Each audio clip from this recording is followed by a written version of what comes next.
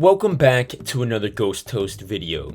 Today, we're going to be talking about the atrocity that is Doctor Strange in the Multiverse of Madness.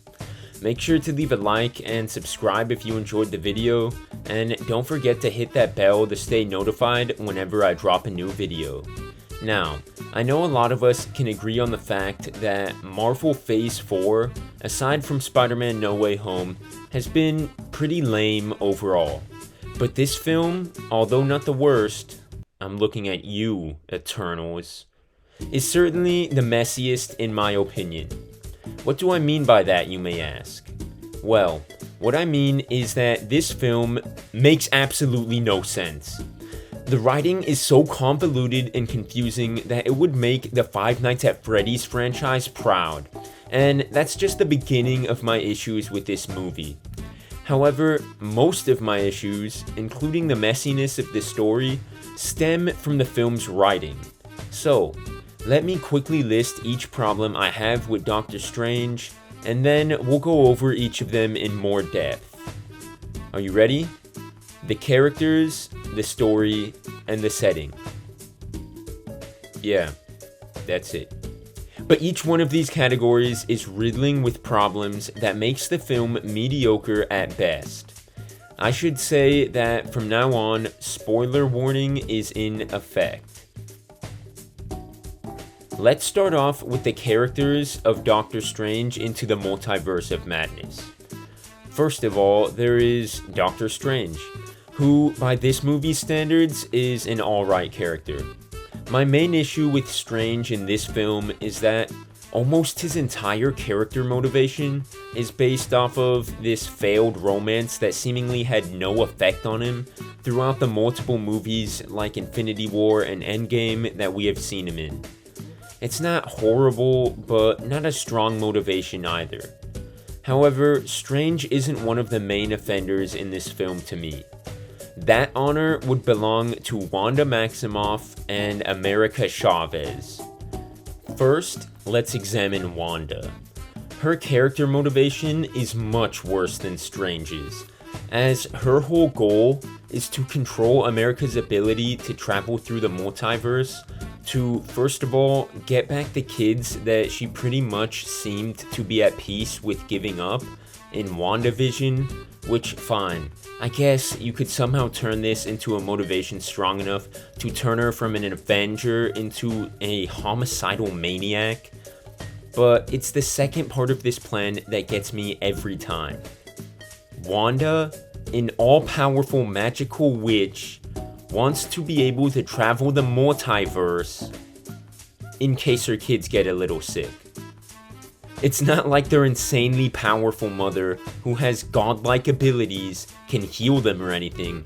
No, she needs to be able to go to a multiverse where CVS has like sensu beans, and use the other universe's capabilities to cure them. Not only is this explanation for Wanda's motivations unbelievably stupid, but it's also dumb. And this brings me to another issue I have with Wanda's character. The dramatic change she undergoes for seemingly no reason at all. Am I really supposed to believe that Wanda, after seemingly learning from her mistakes in WandaVision, would, instead of taking that incident as a warning that causes her to use her powers for good to rectify the pain she has caused, would actually double down on her evil rampage and now go full-on villain, graphically killing people just to get some Advil for her kids who aren't even real? This is taking Dom's family motto way too far, and quite frankly, her crazy change into a villain for a stupid reason is actually a regression of her character, not progression. This movie basically takes all the character growth Wanda has ever had since Age of Ultron and throws it all out the window just because her kids might get the sniffles at some point. The writers treated the quality character development of Wanda with no respect, simply because they needed to use her as a catalyst for the plot. They needed to change her character to serve the plot. Speaking of serving the plot, that statement accurately summarizes the entire character of America Chavez. If I had to talk about every single issue I had with this plot device, she's honestly not even really a character. We would be here for over 2 hours. So, since she's not even worth my time, let me quickly go over what makes her such a bad character. We don't know how she really got her powers. She's pretty stagnant throughout the entire movie, and her only development is basically learning how to somehow channel her power into these weird kind of explosion punches. The only attempt to humanize her is this 20-second flashback when a freaking bee lands on her hand and causes her to accidentally send her gay moms into a different multiverse. She's treated as a literal MacGuffin throughout the whole film and receives little attempt to flesh out her character or personality at all. And to top it all off, is such a forgettable character that I actually had to look up her name just to remember what it was. Turns out it was America Chavez, not America Jones.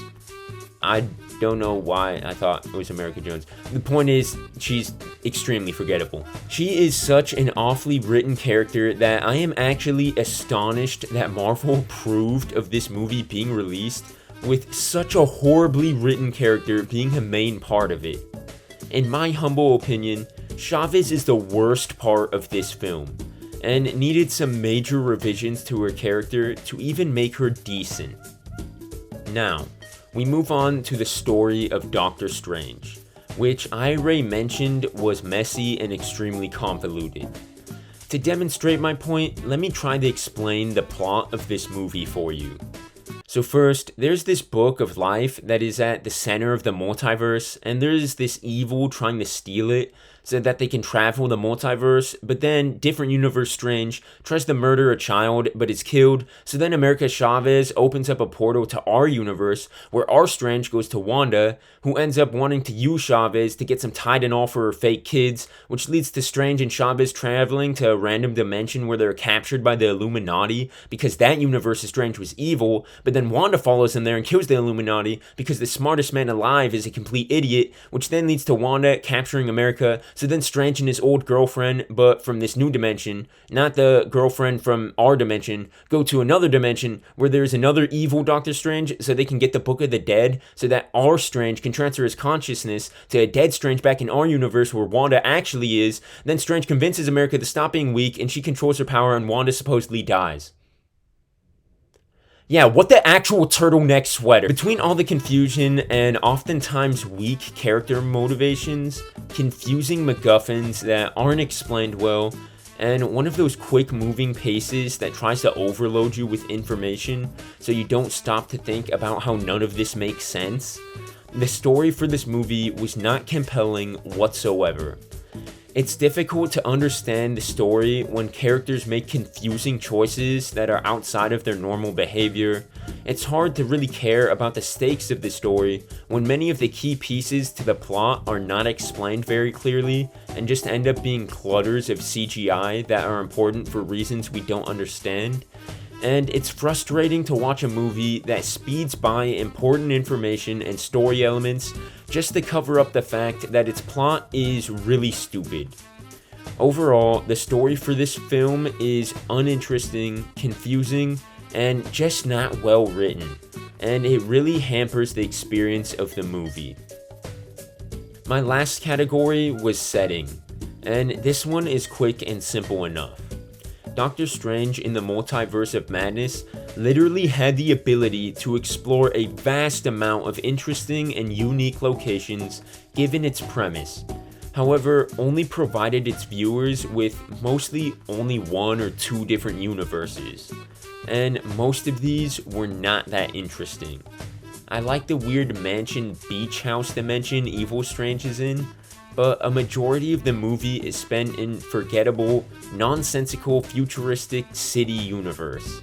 And although that setting is alright, the movie missed out on the opportunity to showcase an array of different interesting universes. Most people came to watch Doctor Strange in the Multiverse of Madness to see, well, more of the multiverse. And I guarantee you that much of the audience left disappointed with having only been shown less than 5 universes for any significant amount of time.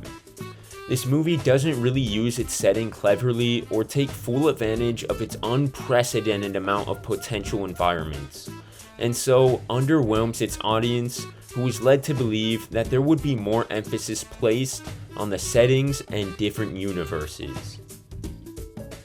At the end of the day, there are many problems with this film, and in my opinion, most of them stem from the writing. Most of Phase 4 has been disappointing and an utter embarrassment to the legacy built up by the first 3 phases, and I can only hope that somehow Marvel pulls itself out of this hole and stops putting out trash like this. If you like this video, chances are you would thoroughly enjoy my other content, and I highly recommend subscribing and turning on notifications to stay informed on whenever I drop a new one. Don't forget to let me know what you thought in the comments, and I hope you enjoyed the video. I'll catch you all on the next one. Have a great day.